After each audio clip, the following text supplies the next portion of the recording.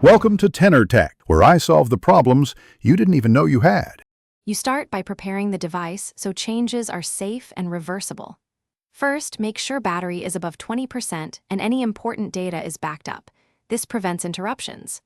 Open Settings, then Phone and Messages, because you will toggle reachability options there. Next, enable airplane mode or create a focus profile labeled Unavailable. This immediately stops most network traffic. Do this now so subsequent steps alter behavior without risking lost calls or unsaved work. Once airplane mode or the focus profile is in place, you refine incoming contact handling.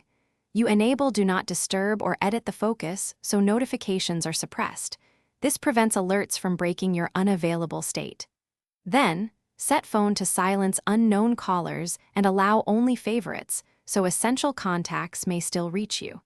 If you need total unreachability, turn off iMessage and FaceTime in Messages and FaceTime settings. This removes push paths that could bypass simple silence. To finish, lock down visible cues and add an auto-reply so people know you are unavailable. This reduces repeat attempts. Hide notification previews on the lock screen and set an auto-reply with an estimated return time. This explains why you are unreachable. If you still receive calls or messages, reboot the iPhone and confirm the focus and Do Not Disturb toggles remain active. Sometimes a restart clears stubborn network or carrier call forwarding settings that override local silencing. Thanks for watching. Subscribe to keep your life in tune.